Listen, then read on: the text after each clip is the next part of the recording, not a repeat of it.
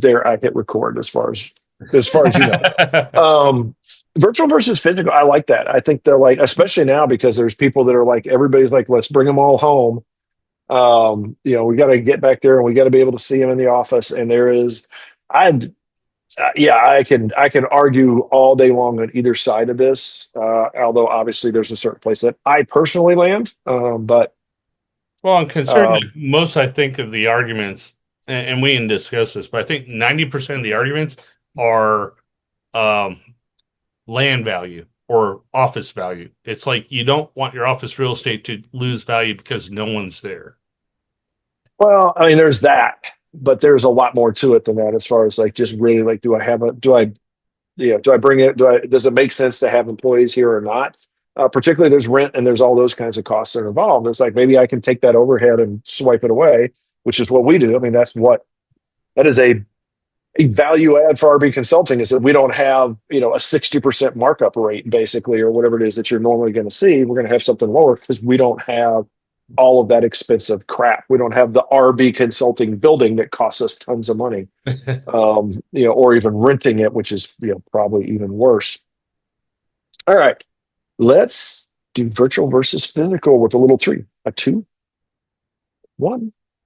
Hello and welcome back. We are continuing, and yes, we are almost wrapping up our season on building better businesses. This is the Building Better Developers podcast, also known as Developreneur.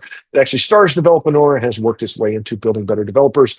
At any case, I have always been, for the longest time as I can remember, my whole life, Rob Broadhead, one of the founders of Developreneur, also a founder of RB Consulting, where we help you figure out how to leverage technology to do business better. And not just in general, your business. We're going to sit down, we're going to talk to you about what do you do, what makes you special.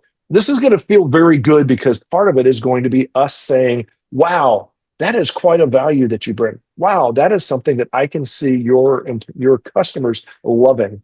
And that is exactly what we're going to do as part of that discussion. And then we're going to say, all right, let's figure out what you can do. What can technology do for you based on where you're currently at, what your team is at, where you want to go, and then help you through that technology assessment. We're going to figure out, do you have tech sprawl? Do you have integration? Do you have simplification? Do you have automation? Do you have innovation needs? And then we're going to build a roadmap. And then we're going to help you implement that technical roadmap or show you how, whether it's we implement it for you, whether we help you build the right team. We're here to help you find the best path forward with technology or without technology, with us or without us. Our goal is to just make everybody better wherever we can, just like we do with this podcast. Good thing, bad thing. Good thing. I've got like a bunch of side projects that I've worked on for years, and they're in varying states of, a lot of them I use them. I scratch my own itch. So I've got all these applications and things and solutions that I've built for myself. One of them I have not touched in a while because I've been in my business instead of on my business way too much for the last couple of years. And so as I'm like digging myself out of this, I'm refreshing one of these tools, and it was basically dead. I hadn't like looked at it in years, and now and now I'm like finally like turning stuff on and activating connections and pulling data out and pushing data and things like that like didn't exist. It feels like one of those like movies where you've got some like old rusted technology that now is being like brought back to life. And so it is very much a good thing to be like, oh wow, this will actually still be useful to me. Bad thing is in general, old code. As you're sitting there and it's something that you haven't touched for years, or that your company hasn't touched for years. And I'm thinking about this not related to what I just said as my good thing, but actually a customer or potential customer I just talked to, that they are 10 years behind the curve. They've got something, and this is not the first time I've had one of these, where it's a customer or potential customer that their stuff was built 10 or more years ago. Sometimes they still have the developers, sometimes they don't. Usually they have zero or close to it documentation. And it's basically a matter of like, okay, we've got to figure out how to make this work, but make it work better. Because as we talked about in our prior episode, they basically let things grow to a point where now it's taking too long to do the most basic tasks, and they need to do an upgrade. I am going to keep it quick and not have to upgrade myself, even though I am, because I'm going to pass this over to Michael, the other host. Introduce yourself, please. Hey everyone, my name is Michael Meloche. I'm one of the co-founders of Developreneur, Building Better Developers. I'm also the founder of a company called Envision QA, where we help businesses focus on the quality of their business. It can be helping them upgrade their current software stack, getting things working seamlessly, helping them fix current bugs in their current software. It could even be helping them understand that, hey, their software is outdated. We need to upgrade them or build a custom solution. Our whole business model is around the customer. We are focused on improving the quality of your business, be it through custom software or helping you figure out what it is that you actually need to run your business. Good thing, bad thing. Good thing this week. Um, we're past allergy season. I'm feeling so much better. I can get off all the freaking allergy meds, get rid of the medicine head. Bad side. Still dealing with a little bit of bad weather around here and having to adjust uh, vacation plans based on the weather. So, gonna have to kick some things around. Back to you, Rob. So, this episode, I want to talk about this is one of those like hot topics right now, virtual versus physical employees, as in, are we in the office or are we going to be remote? And we can go a little further around this, but that's where I really want to focus in on because this is something that is near and dear to my heart. It's something I can argue both sides all day long. I could sit there and say that everybody needs to be in the office, and here is the value of being in the office. I can also argue everybody needs to be remote, and here's the value of being remote. Honestly, though, I'm not going to argue everybody in either case because there are people that work, whatever your business is, whatever your employees are doing, there are going to be those in a lot of cases, if not most of the cases, there are going to be those that work better remote, assuming it's possible. Now, there's some things like, if it's your checkout clerk, they remote probably isn't going to help. Or maybe it will. That's one of those things that maybe you should think about. But there are going to be those that just, it makes most sense for it to be in person. But there are going to be those that are actually better or more effective at least some time, if not all the time, being remote, and vice versa. There are going to be some people, as we saw during COVID, there are some people that are just not good at working remote. They they don't have the drive, they don't have the focus, they got too much crap going on, they got kids bothering them, whatever it happens to be, it's just not their cup of tea.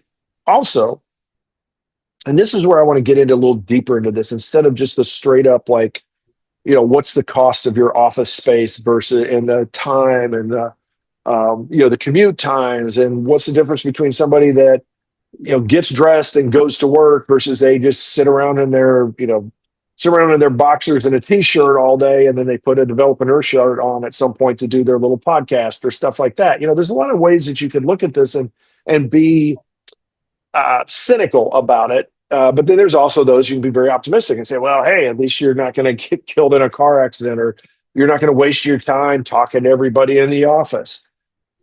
There is like so many things. It is not black and white. It is not that cut and dry. There are a lot of factors that are involved in remote versus in the office. And that's what I want you to think about, particularly if you're in a situation where two things. I guess one is if you are chasing one or the other of those.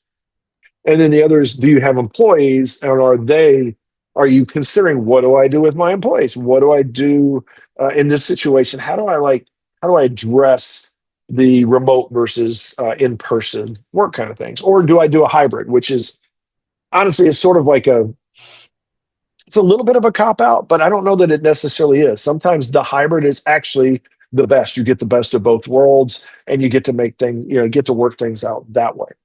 Now, one of the things I think that I want to focus on, and I think that is lost way too often in this whole discussion. And those that were, particularly, I think those that went through the 2020, 2021 COVID stuff, I think they felt it, but I'm not sure if they remember it. So I'm going to sort of brush some of that off and remind you. When everybody is in the office, particularly if you are in something that is has intellectual banter or value, whether you're a developer, whether you're in sales, whether you're in marketing, because those are, these creative types of things. Even honestly, depending on what you do, like if you're in accounting and definitely HR and things like that, when you are all in the office, there is a level of one osmosis that everybody gets because you're hearing these conversations. You get drawn into conversations that you probably will not get if you are remote because you're like walking down the hall and you have a conversation with somebody, or you're sitting next to somebody and you just throw something out to them and say, well, what do you think about this, which you wouldn't do if they're remote. Now maybe you do if you've got Slack or something like that. Maybe you've got very chatty chat people, but that really, I've seen that happen in some cases, but it's just too hard to follow. It is much easier to have like that conversation with somebody sitting next to you than it is to have a bunch of people entering stuff in like a Slack channel or something like that. The other thing is culture. Although we have had conversations, we have had interviews. If you go back a couple seasons, there have been times that we have talked at length about culture in a fully remote environment. How do you do that? How do you address that? How do you make that happen?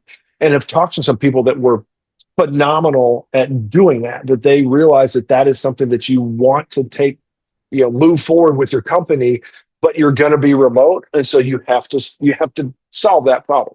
That is a struggle that you're going to have to go through, that you're going to have to win out on. And culture is, I think, is huge, particularly if you have any sort of uh, partnering, teaming up, things like that. Is like if you have a team and they are disparately across the world, you can be a very tight and very well functioning, well oiled machine team, but there is a lot more work, I think, into doing that. And when I have worked with it, it almost always is required face to face at some point. There's some point where you need to be able to sit down with your coworkers and break bread together and have a meal, or go out and have drinks if that's what you are, or go have like a team building activity where you go, I don't know, golf or laser tag or skydive or whatever it is that your team does. There is value in being together in community, in having those social interactions, just as there is value in not being distracted by those very same things. This is why some people that are, maybe you've gotten back to it where you're an office dweller and you get to work early or you stay at work late, because you know that either if I get there before everybody else or if I stay after everybody else has left, I can get some serious work done because I don't have distractions. I can go heads down. Or maybe you're one of those, you put your headphones on and you can just focus and get some crap done instead of being distracted by listening to what Martha next to you is talking about for her weekend or something like that. I'm going to stop there and throw that over to you. Like, what are your thoughts? Because I've kept this pretty broad, but let's see where you want to go with this one. So it's really funny because you and I have been virtual or working from home pre-COVID. Like we have been in many situations where we have worked from home years before COVID. We've been in the office, we've been out of the office. I've worked for companies that during COVID where I had to be in an office environment like once a quarter. Um, the interesting thing about this whole conversation is virtual versus physical is a lot of times I feel management wants to see what's going on. They need to physically see people in desks doing things. But I've actually seen the counter to that. I see more time wasted being in an office and work not getting done because people are socializing, people are in meetings. Whereas in a virtual environment, you're focused on productivity, you're focused on getting things done. One good example of this is a job I had a couple of years ago where I was the senior automation tester, and it because of our infrastructure, I had to run our automation test on a Thursday night, and it literally took 60 hours between Thursday night and Monday morning to complete all the automation tests because I had to run them on so many environments where it was mainly tasking for me to do it. Now, I could be in the office that week, Monday through Wednesday, But by the time I hit Thursday through Monday, I would work another 60 hours. So it made no sense for me to be in the office doing that, or even to come in the office Monday through Wednesday.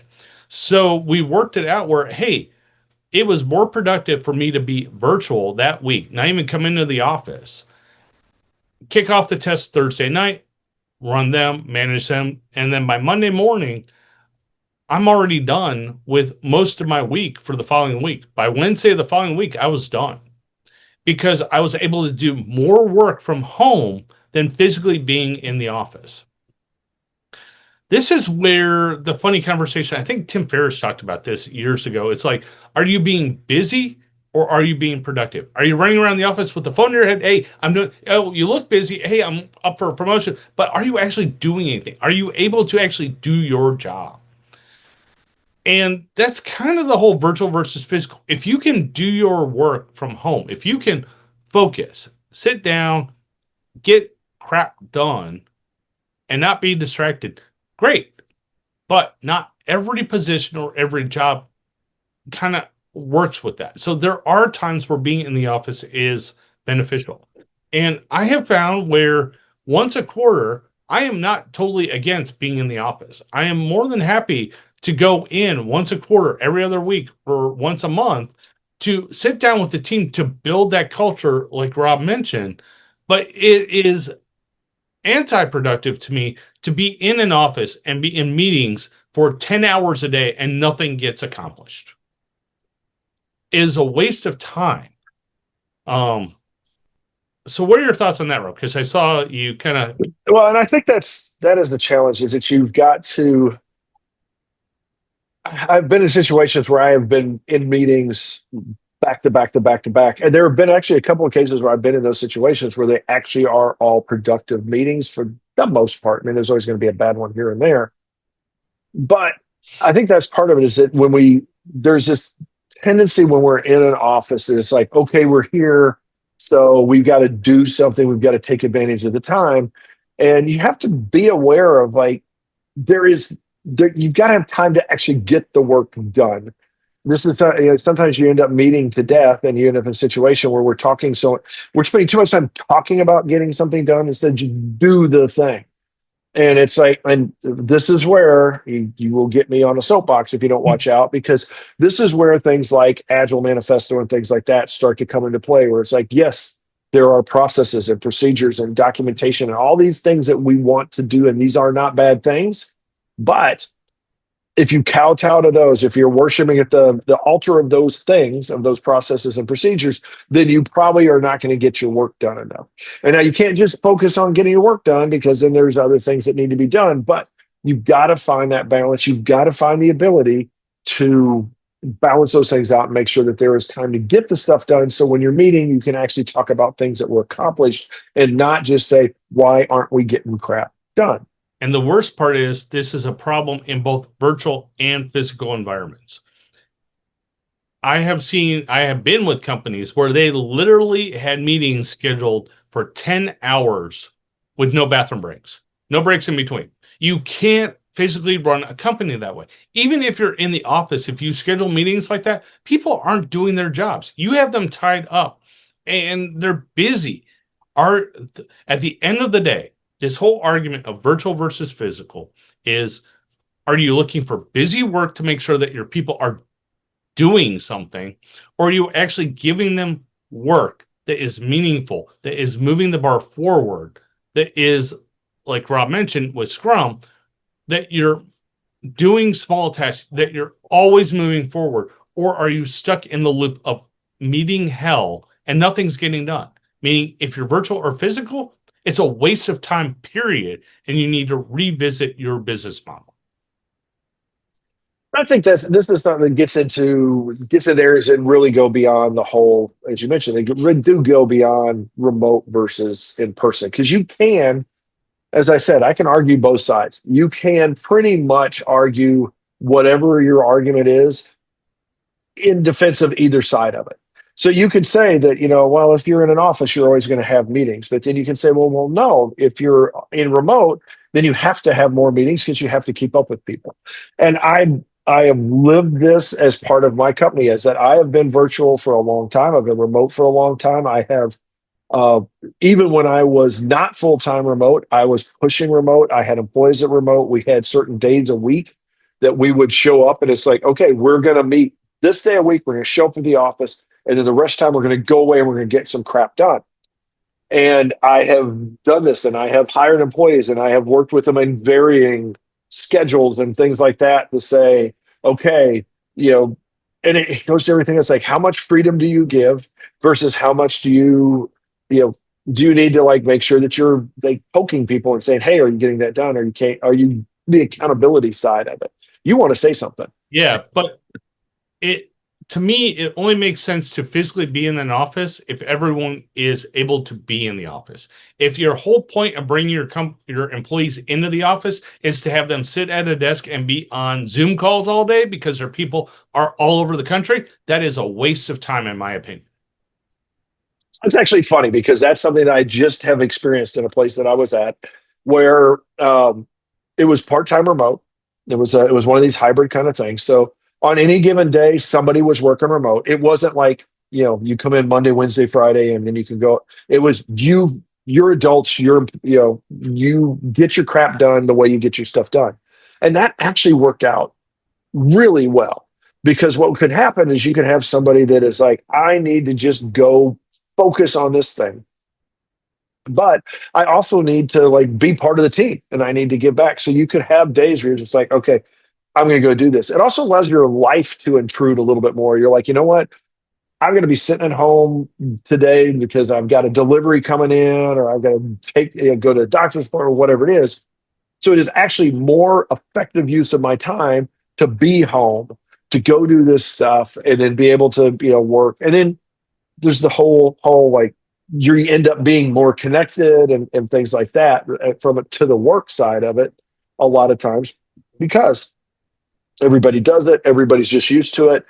And we did have Zoom calls where you would have, half the team would be, or half the meeting people would be sitting in the room, and then you'd have a screen up and you'd have some people on a Zoom call. There is definitely there are definitely ways to approach those things that you need to learn how to do them the right way for your team. A lot of times it's just simple as just that there needs to be camera on. There are some things like, the first time I saw somebody, this was now years ago, we were sitting there and it was a big call, and this was like with customers, and there was a developer type person and one of the like 5 or 6 little Zoom boxes that were there. And this guy's sitting here vaping while we're all talking. And it's like you're sitting there and it's like a little vape, and there's like smoke blowing into the screen, and you're like, actually, I remember like me and the manager that I work for, we're like, is that cool? Or like, is that something? Is that a thing now? We're not even sure. Like this is back, closer into the whole COVID things, but it's like, I don't know that that's quite right. And it is. It's like you need to make sure that your employees understand that if you're on a meeting, then you should, expect to be camera ready, and that you should like look like you didn't just crawl out of bed and some things like that. Which kind of But falls into the fact that, if you're virtual as a business, you need to make sure you have rules defined as to how you need to act. And a lot of companies, I think, don't have that. So it's like it's easier for them to say, everyone back to the office, because we don't want to deal with the virtual, because we don't want to establish policies or protocols for being in virtual meetings. that is actually a pretty good point. Is that if you do, like I said, that maybe you want to do hybrid because you get the best of both worlds. But if you do, then it actually adds more rules and regulation, or potential for rules and regulations, than if you are both. Now, I am like just laying it out, just as open thing. My company, my employees are 100% virtual, but we generally speaking, we actually meet face to face. We have a lunch, even though there are some people that drive a couple hours, every couple of weeks. And then we have some there are customers that we have never met face to face. There are some that we have never seen a picture of that customer, but we will, depending on what they do, we will be cameras on. We will, and we have talked to our employees about things like, hey, make sure you dress appropriately. Make sure that blur the background so that you don't have some like, gaming system that you're playing while you're sitting there supposedly on a call or whatever, there's just, or just really tasteless posters or something like that. Who knows what you could have, but it's the basics of this is how you work in a remote world. And it's just like an office. There's a dress code, there's things like that. You do need to do that for remote as well. And you have to be a little more, depending on how you do it, you probably have to be a little more intentional about it. Just understand like where are people going to maybe think, okay, this isn't a big deal. Like coming to office. When do you show up at the office? How do you denote that you are at work? How do you denote that you are where you need to be? Without when you're not in an office, there's things like, is there a status on your Slack or something like that you need to keep up with? So all of those things are major considerations, I think, when you do it. I'll give you sort of some closing thoughts. We can jump into the challenge for this one. Yeah. So my final thoughts are: if you're virtual or physical, regardless of your dynamics, look at what makes sense for your business. If you are more like, if you're a bank, if you need tellers, if you need to make sure someone's physically there to talk to a customer, which makes sense when there's a problem, then yes, you need to have people on premise. Now, if you have people building the back end systems that have no customer interaction, why do you need them to be in a branch or in a business to talk to the customer? That is, to me, when you need to be virtual versus physical. Yeah, I think it really is. It's like, and sometimes it's going to be, we are virtual until we don't need to be, until we can't be virtual, things like that. And salespeople, it may be that salespeople are going on sales calls. They don't really need to have an office or anything like that. And then you have office hours, you have all these other things that come into play. The challenge I want to dive into is think about you and your job. And maybe this is probably a good one to have like a little list of pros and cons. Where is there value in you being in the office with your coworkers? And where is there value in you being at home, working in especially now this assumes that your home office is an effective place to work. If you're sitting there and you got your laptop on the kitchen table and you got kids and pets running around all over the place, that is not very effective. There's going to be a lot of distractions and things like that. Now, granted, your workplace may be completely full of distractions as well, but these are the things to consider. The challenge is like go through and figure out just whether your boss agrees or not, whether you are your boss and whether you agree or not.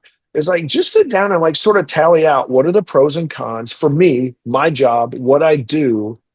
Am I likely more more productive if I am in the office, or if I work remote? And this could, I'll throw some like little, curveballs at you as well, because this could be something that is going to be seasonal or like regular seasonal or seasonal in life. It may be something that's like, you know what? I'm far better working at home during the summer because otherwise I leave work early so I can go hang out at the pool. It could be something I went through for a while where I was actually in an office because it was easier. I had to take my daughter to school, and it was easier to get an office. A remote office is like right across the street from the school, so I could drop her off, then work, pick her up, and so I didn't have as much back and forth time.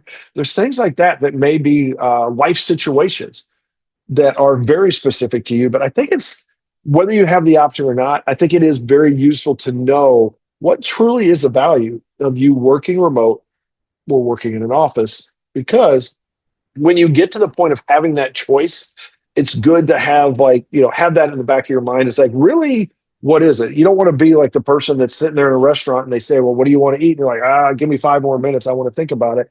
This is something where it's, I think, worthwhile for you to say, this is what, this is what I want, and this is why, and this is, the reasons for it, so that you can, if you need to, choose and defend that position. That being said, I'm going to give you one more because it looks like you had something else you wanted to say. Yeah, within that challenge, are you busy or you're productive? Think of that within that challenge.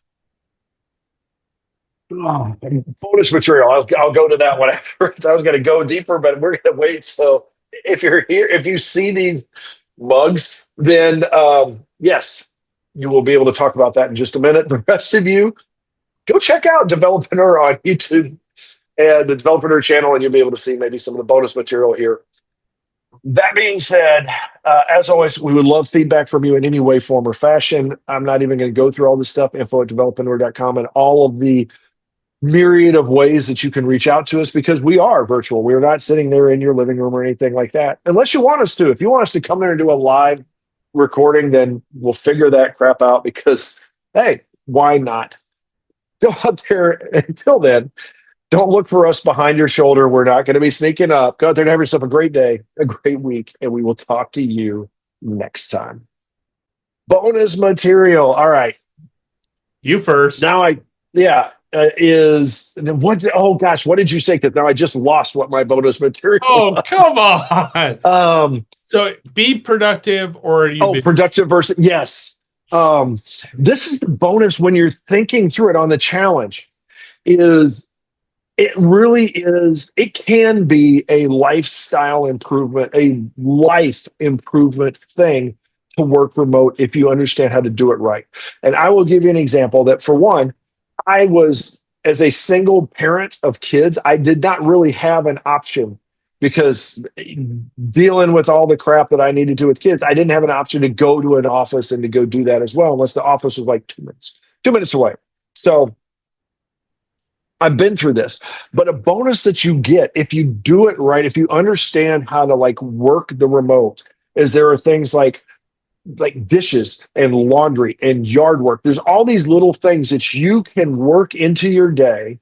Now, granted, it may extend your day, but it's things like, instead of like running out to lunch, going to an office and going to lunch for an hour, you can grab something and go spend an hour working on the yard. Or you can, like, between, like, I don't know how often, instead of like doing bathroom breaks at work where you're like, okay, I gotta go get bathroom, I gotta refill my coffee. The same thing with, you add almost zero time and you can like kick off a dishwasher or kick off laundry or move. There's like a lot of little things you can do. So the bonus here is, if you can work remote, then own it. Is look at how you can take the time that you don't spend in getting ready for work and on a commute and going out to grab a lunch and all that kind of stuff. Take that time and turn it into something that works for you, preferably that also works for your employer. And now I will toss it over for you for bonus stuff. All right. So I will take the Tim Ferriss approach. One of the biggest things years ago, before I read the 4-Hour Work Week, was I paid my bills every week. I dealt with mail weekly. If you can automate a task, set up an auto bill, or set up anything to eliminate something you have to go do every month, you get time back, and that's something you don't have to worry about, do it. Wipe out whatever it is that you were doing repetitive that you can automate. Get it done. Get it off your plate. Maybe review it once a quarter, but wipe out all the crap you're wasting time on. Do a deep dive into what are you doing in your day job, in your personal life, whatever. Eliminate it. Automate it. Make your life easier. Get back to getting, what is it? Getting stuff done, or get it done. Yep, getting things done. Get it done. Focus on that. If you're not focused on getting it done, you're focusing on the wrong thing.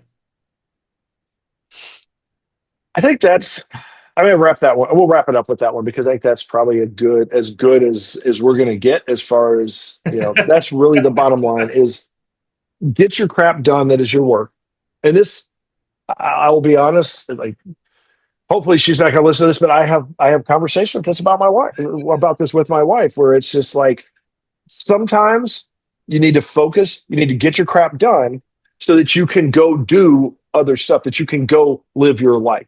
There are certain things that are like, these are the things that are being a responsible, the adulting thing to do. You got to do this crap.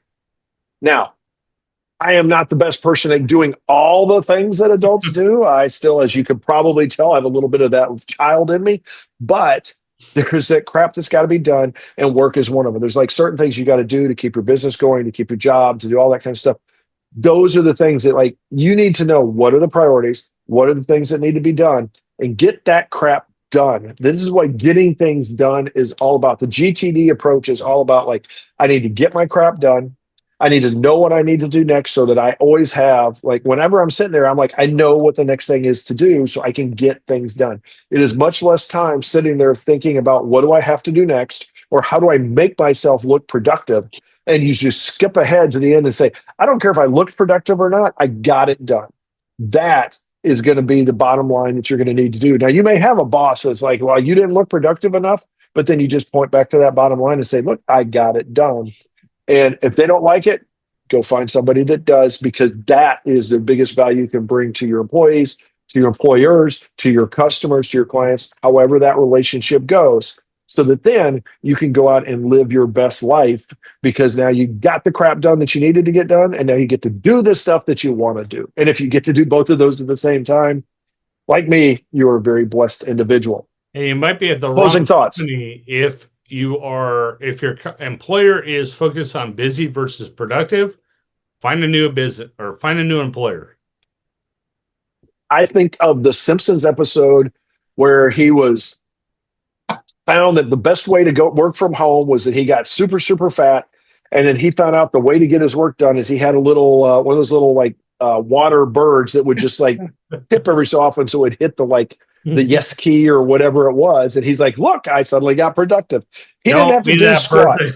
Don't be that. Yeah. But if you're being paid to be that person, that is on them. They shouldn't have done that for you. That is why. If any of my employees are listening, that's why you know is that I'm like, what did we get done? Let's get stuff done. I don't really care how long you worked on it as much as I care, like, let's get the crap done.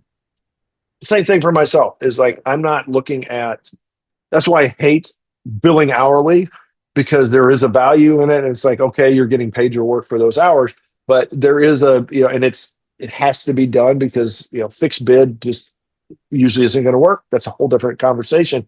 However, the thing you have to worry about is like getting the thing done. At the end of the day, it's not about billing the hours. It's not about putting the work in. It's about getting the thing done. That is really where you need to be. That being said, I'm going to get this thing done because I'm like getting down there on my drink a little bit, but not too much. So I've got a little bit more to do, and I got like crap to do before I run off to hockey tonight. So that being said, you go out there and have yourself a great one. We will come back next episode. This is the last episode of the season. Will be next one around. We have one more after that. Look at that. One more after that. So yeah, we will do one more. One more. That's right. We will do one, and then we will do we will have like a little wrap up, and then we will try to figure out what the next season's going to be. The next one's a wrap up. Okay, the next one's a wrap up. All right. This is why you don't outsource to other people. I used to know all this stuff. You do podcasts. No, this is because I used to know all this stuff. I knew every single episode number, all that kind of crap. I moved on. I outsourced it. Now I don't have to think about it. To be fair, I am a happier person for it. However, now I have to actually rely on other people. You outsource it to me. To be fair. Exactly. Hey, but then you got elevated to co-host. So there you go. Fair. You get your name in the credits because you write the credits. There you go. All right. This is totally off the rails now. Go out there and have yourselves a great day. Hopefully as much fun as we're having right now. And we will talk to you next time.